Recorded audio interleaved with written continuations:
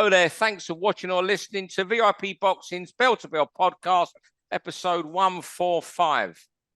You're either watching us on YouTube, listening on iTunes or Spotify.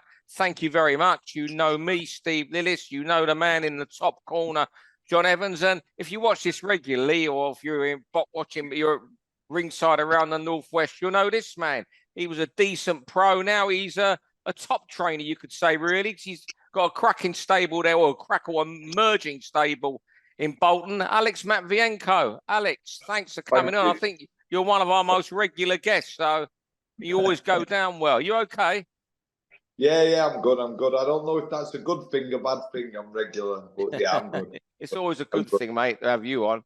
And how's things going at the gym? So I know you got a busy start. I know March you got a load of kids on one show, haven't you? Well, this weekend we had one of our middle light heavyweights fighting in the University Championships.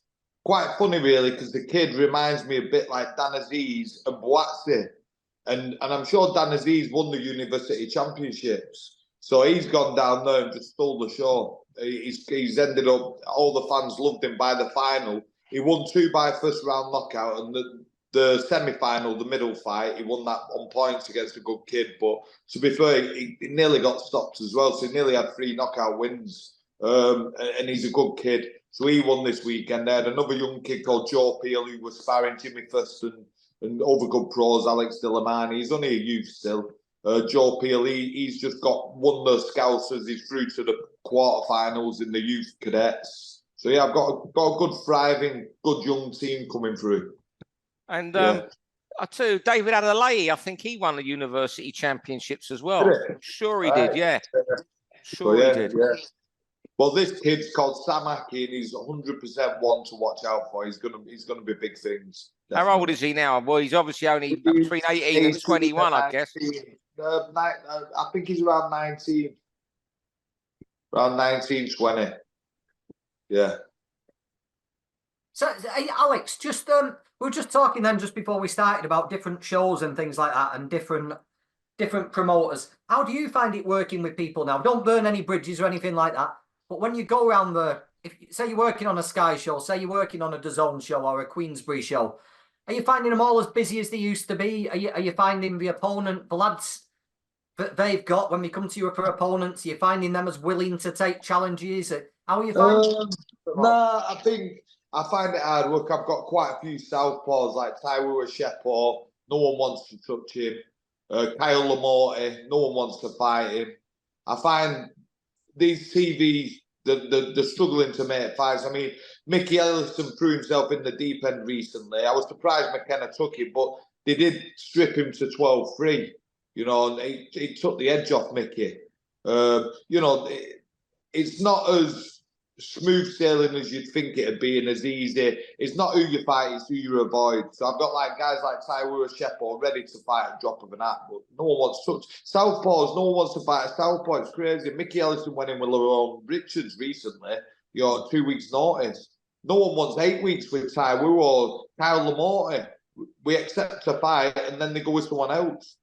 It's terrible at the moment. Yeah, it is. Well, I don't know what I'm going to say. It is like that for a lot of fighters. I know Lamonte's avoided because I've mentioned it to people for a fight. Just not turned him down, just sort of ignored the question, which is the same sort of thing as turning you down, I suppose. But we'll crack on and talk about boxing for about another 20 minutes or so. John, you're going to start us off, and after you got your watch, and we'll try and keep to the 3 minutes. We weren't bad last week, John. I'm bad at it. I don't like being rude and cutting people off, but we'll do it tonight. Right. Yeah, it's late. We've all been working all day. We're recording late. Alex giving us his time. It's 9 o'clock on a Monday. Yeah, usually I'm watching football. I just know it's 1-1 Man City and Brentford anyway. See, that shows we're doing this on a Monday night. That's our timestamp. But enough waffle, John. It shows where he is the headline for this topic. Who? Yeah, Conor Benn. I think when you think about Conor Benn, you've got to get past all the rubbish that comes out where he's calling out Errol Spence and Tank Davis, although Tank's shown a little bit of interest, and these pound for pound guys, and just recognise where he is. You know, I knew the result before I watched the fight, but I couldn't believe how slow Pete Dobson was. You know, there was nothing there from Pete Dobson, and he tucked up, he took a few shots, and then kept coming back, and he gave Benn some things to think about, and that's the level he's at. No. I would much rather him be in with the British equivalents. I would much rather him be in that mix with Paddy Donovan, Lewis Crocker, Josh Kelly, Sam Eggington, people like that. But it's never going to happen. No. We're going to try and keep him unbeaten, and we're going to get people like this until we get a big fight where he'll be overmatched because he's not had the challenges. And I don't know why people are surprised, to be honest. Yeah, you know what? I think you're right, John. I think we could get a cash-out fight even soon, if you want to call it a cash-out fight, where he goes in as a massive underdog. I wouldn't shock me. I've still got this thing about him not coming back here. And when you look at where he was, he's had that fight in Florida, now this in Vegas. I mean, a Saturday afternoon boxing match in Vegas means absolutely nothing in Vegas. You're fighting in Vegas, but it's nothing. But you look at Dobson even, look, when you mentioned talking about this, I had a good look at his record. I haven't seen the fight, John. But you know what? He's beaten one boxer currently in the top 100, Rodrigo Correa, and even he's 13-5. So it tells you, what level he's been winning at and operating at. I think less than half his wins against winning fighters. It's Conor Benn's career. There's, obviously the drugs things, the drugs row that he's still embroiled in is overshadowing everything in his career. And if he didn't have this thing hanging over him, this scandal hanging over him, whatever you want to call it, people would be really digging out this fighter he fought the other night. But people were still more onto the drugs than the alleged drugs than the quality of the opponents he's fighting. What do you make of it, Alex? We ain't gonna see him with a Sanderline Williams, are we? Someone like that, who his dad fought. We're not going to see it. Shoulders on Williams, yeah. Yeah, we're waiting for the cash cow fight. It's a shame.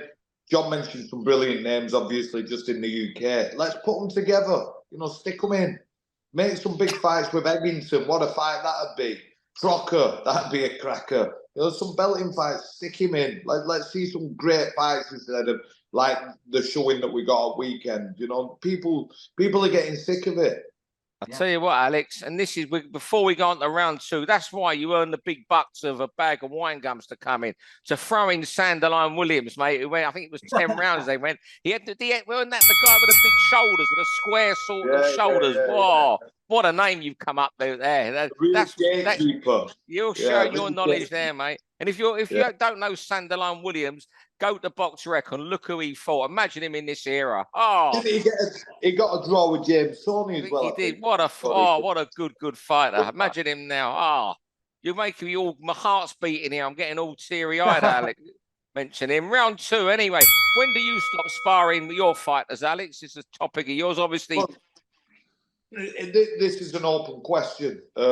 This is something that there's no unwritten rule. If your fighter started camp late, and needs a sparring, he's not been sparring, you're going to spar, as many rounds as possible, without any damage. If he's been in the gym a long time sparring, some people get sharp and get the timing quick. Some people don't need as many rounds.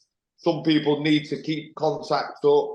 It all depends on the individual. Every fighter is completely different. You can overcook someone if they spar too much. Some fighters still need that contact. For me, I cut the sparring around 10 days before, especially like with a 10 round or a 12, because you don't want cuts and stuff, and you try and minimise the damage. But I still do up until about the 10 days, and then I'll still do a little bit of technical sparring. I won't completely cut the sparring off. So it's a bit crazy when people are saying, 20 odd days and still sparring. I mean, there was a video of James Kitchen, James Kitchen sparring Tommy Hearns, about 5 days before, 4 days before Tommy Hearns fought. I forgot who he fought. I forgot, maybe the South American or someone. But yeah, and they were sparring. And this was a guy who gave him a hell of a fight. And then they brought him in as a sparring partner. And they were sparring 4 or 5 days beforehand. Emmanuel Stewart knew what he was doing, but he had his way. Everyone has their own way, and everyone's different. Yeah, you talk of Stewart there. When he was Lennox Lewis, and I was fortunate enough to be around that career, there's so many of them. I remember Lewis having a really big sparring session with an African guy, Nigerian. I can't think of his name. I was trying to think of it earlier. think it was 97. He fought Amriak Nwandi, late Tahoe. He had a really big spar 4 days before the fight, the Tuesday. That was his media day, was the spar. And it was a big spar, and he belted this guy. And they pulled the guy out after 3 rounds, 4 days before a fight. Exactly. So Stewart sparred right up until, who's going to say Manuel Stewart didn't know what he was doing? Exactly. Right, I mean, was it David Isaac? David, you know what? I can't remember. It was an African, and I tell you what, I'll be honest. I thought Lennox was really out of order with this guy for belting him so close to a fight. He really did a number on him, and you know what? Look, that's Lennox got where he did through being partly, well, a lot for being a nasty, taking no prisoners. And his attitude was, "You're getting paid a lot of money to be in this camp. They take it or leave it." Yeah. You know, you don't play boxing. You don't play boxing, someone's going to get hurt, so you've got to make sure it's the other guy before you do. Yeah, I'm not sure if it was David Eisen. I'm going to go on Google after this, and I'm going to try and find who it was. It was written about this. Yeah.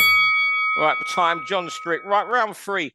You know what? Usyk, Fury got cut. He most certainly got cut. You know, I don't know when it was, you know, but a lot of people saying it wasn't last Thursday. It was a week earlier.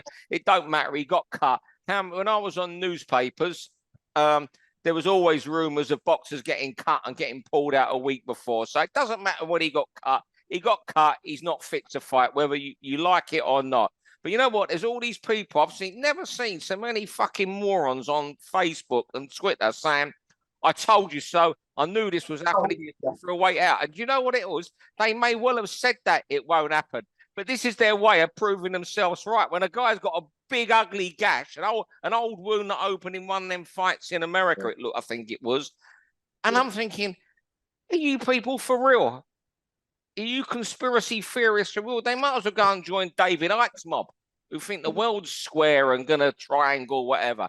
It's all these people, so many people on the fringes of boxing and, you know, armchair fans who want to say they're right all the time. So just recreate history. They just completely reinvent. It does my head in. And this must be the biggest example ever in boxing of it. What do you reckon, John? Yeah, dead right. And it's been some people who think we know better as well have shown themselves up in the last few days. It's not as if he's pulled out with a shoulder injury or a back injury. He's got a big hole in his eye. If it did happen a week earlier, well, fair play to him, you know, for maybe seeing how it started knitting together and seeing if it healed so he could fight. We're just dickheads. It ties in with what Alex said. The same people who were saying that were saying, why is he sparring 17 days out? Why didn't he have a face protector on? That was one of my favourite ones. They just don't know what they're talking about, and some people have shown themselves up this week. It's uneducated opinions. Yeah. That's what it is.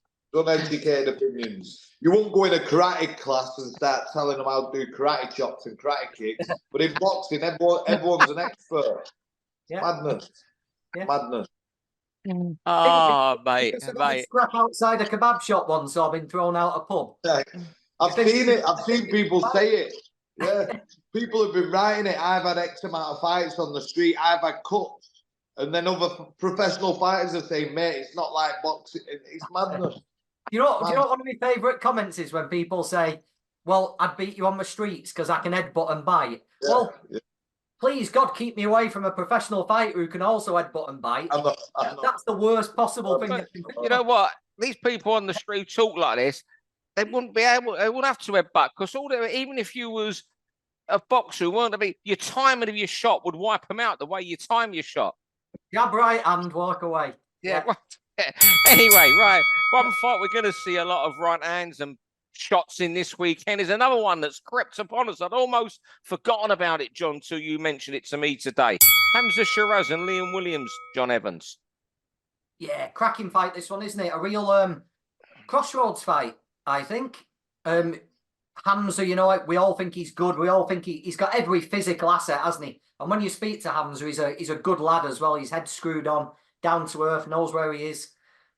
Liam, if he's on his game, he's a real handful. A real handful. Heard some stories about the Eubank fight, which explained a bit of it this week. And Liam's going to be fighting like a desperate man. if Hamza can tame him, if he can stick him on that jab, not get drawn into it, I can see Hamza looking $1 million. If he lets Liam get inside, I don't think it'll be as easy as some people are thinking for Liam, because I think Hamza's quite good inside. But it's going to become an interesting fight. You know, we've seen Hamza's physical skills. We're going to see his IQ tested, and we might see his heart tested. And I think it's a real good fight. I think Hamza's going to win. I think he'll look good. But I'm looking forward to this one. I'll tell you what. Go on, you go, Alex, first. It's more interesting getting your opinion than mine. I like Hamza Sheeraz. He come down my gym a few years ago with his family when they were turning over. And have you got any middleweights? Yeah, I've got Kyle Lamorte, Jack Flatley, and Jack McGann. Brilliant. So they all shared rounds with him. And they weren't easy rounds with them three. And Hamza just turned over. Jack McGann can fight and punch. Kyle Lamorte's slick. And Jack Flatley just doesn't give you a second. So, you know, he did like 2 rounds with each of them. And I thought, this kid's a tough kid, you know, because there's 3 fresh guys all you know, sticking it on him. And he's a nice kid and he's improved a lot. And not many stopped Chris Jenkinson, but he did. You know, Chris always said, you know, he was one of them, like, hurtful punchers, spiteful punchers. You know, he had a good right hook. And I think he caught him around this area, around the you know, back of the ear. And it shook him. So I do like him, but I love Williams. You know, he's got hands like a packet of sausages, and he's solid and he'll fight. And you know, so he's got the makings of a great, like I said, a crossroads fight. Great makings of a great fight. Yeah, I love it. And you say Williams, just, you know, a desperate man, last chance to learn at a good level. You know, I remember Frank Warren. I was on the Box Nation days when he turned over. Always been sold on Sheeraz since day one. And what I love about Sheeraz is something you said, that he used to traveled up to you for sparring. Yeah. And whenever he goes his camps, you know, if a fighter gets, like, when he does a camp, 20 grand allowance for a camp in a purse to set up your camp, and he's going to America. He invests every penny of that and more in his camp and sparring partners. There's none of this, well, we'll take the 20 grand and just spend 5. He invests every single penny on that camp. Staying at the right place, you know, having the right partners in, paying the right people for massages, physio. He's one of the most diligent professionals you'll ever come across, you know, and he most probably invests more than what he gets for camps, you know, camp allowance. Round 5, over to you, Alex. Joshua Buatsi. I haven't seen this fight from the weekend. I was at Bradford at a show, but I'll leave it with you two to discuss. You know, I love the styles of both of them. What a clash of styles again. And I like Dan Aziz with his Marvin Hagler look, and, you know, Curtis Parker, Marvin Hagler type, Philly style. But then Buatsi, he reminds me of a Howard Eastman.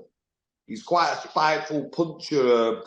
I don't think people realise. I think he hits, you know, he was hurting Aziz. He hit Aziz with some good left hooks to the body early on, and I think he slowed Dan down, got his respect, and he when he puts his punches together, he puts them together well. But Aziz fighting out of the crouch really well. Buddy, you can see he's got him fighting out of the crouch, jabbing up, and, you know, he looked good, but that left hook to the body was just sinking in for me. And I think it went a bit unnoticed, but for me, I think it was taking a bit more out of him, and he just looked spiteful. Like, I used to hear a lot of stories when I read about Howard Eastman being a, you know, solid puncher, you know, a spiteful puncher, and you could see it at domestic level. And I think Buatsi is similar, you know. I think he hits harder than people realise. Yeah. So, yeah, I really enjoyed it. I did. I enjoyed that fight. But Buatsi, you know, he boxed well, deserved to win. The canvas were really slipping, which didn't help towards the end. But, yeah, it was good. It was good to see that fight on TV. It was. I still don't think we've seen how good Buatsi is, Alex. I don't. I don't want to, because it was a good fight. I enjoyed watching it, but I don't think Dan bought it out of him.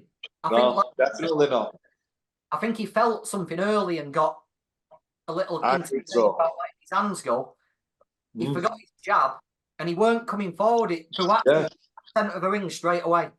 And I think Buatsi was happy to just do what it took. But like you said, when he cuts loose and he lets his punches go, nasty Buatsi. And you know, he's an hard bastard. Yeah. Takes a shot, gets a smile on his face, and he comes flying back. But I like the look of him. I still think we've not seen it. I still think right. You're I really completely do. right. I Yeah. think it's special.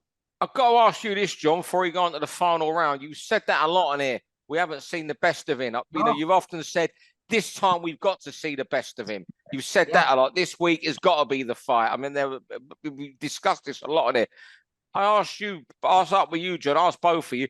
Do you think we will see the best of Buatsi in a major fight one night? Yeah, I do. That's convinced me watching him against Aziz there, because I think there was so much more he could have. If he didn't like Aziz and he got dragged into a fight, I think we would have seen something nasty. But because he liked him and he knew him, I think he just reined it back a bit. But I think we'll see it when the time comes. Yeah. All right, then round 6, final round. We'll just do this brief over 3 minutes. I'll tell you what, the threat of Shakur Stevenson to retire. You know what? You got to understand his frustration. Who was it who got nominated for the title? He thought he was going to get the announcement that he was retired come hours after that. I mean, what? I can't work. You know, look, he's going to box again. You know, there's too much money out there, but he is becoming the man that no one seems to want, isn't he? Yeah. Go on, Alex. Well, to be honest, he's not one of them fighters I follow as much, one of them weights that I do. But I think, as we spoke about earlier, people are getting avoided, so avoided. I mean, people are calling, you know, what's going on over in Saudi about, you know, they're taking over boxing, but they're saying Frank Warren's lot versus Eddie Hearn's lot, bring them together. There needs to be more of it, especially with the American promoters. They feel tit for tat on Twitter, and you know, we need to see these big fights being made. You know, stop avoiding people and let's see the best. When we was, you know, when we used to watch the Four Kings and stuff, growing up on Grandstand and things like that, we used to see all these fights being made. Now, we're lucky if we see one big fight from a guy's career. You know, it's shameful, really. Yeah. We should be seeing Shakur against Tank, not Conor Benn against Tank. This is it, yeah. But I hope this Mr. Turkey starts paying the paying guys like that. You know, Shakur, they're the fights we want to see over there. If he should be putting his hand in his pocket if he wants to see the best against the best and saying, right, Tank, right, Shakur, we'll see you in September. That's what we want to see. Shakur will be back, but he's not helped himself recently because he's been boring. But I know that, but he's still he's so good though, isn't he? Everything, you know, he's flawless, isn't he? I mean, why do you have to be excited? It's almost like, in football terms, Manchester City, I don't think they're the greatest team to watch. It's almost robotic, but they're still brilliant. Alex will be the same as me, and you might be. Sometimes there's nothing I like more than watching someone grind out a mind-numbing 12-round victory over a really talented fight. You know, just using what they're good at. I like that. And these people are just getting deprived of chances. Definitely. And hopefully, like you say, things may start changing. I'm looking forward to the Hearn and the Warren to see they're going to hit again. You know what I mean? Yeah. That'll be brilliant. Yeah, I can't wait for that. I can't wait for that. I just hope we get Callum Smith and Yard. That's the fight I want to see. I hope it's all. We've got a British audience, so we could say, I hope it's all British fighters. I hope we don't start getting in Mexican matchroom fights. I hope Brit v Brit. Yeah, the only thing that frightened me a bit, we're going off topic, we'll wrap up after this, but the only thing that frightened me a little bit was I saw a suggestion in the Eddie where he said you can sign fighters in between. I don't like that at all. I want everyone who's there now, you know? Yeah, definitely. I want someone who's left that promoter for the other promoter or something. That's what I want. Fellas, you know what? It's been a pleasure having you on. Alex, I'll have you on every week when you can throw up Sanderline Williams' name.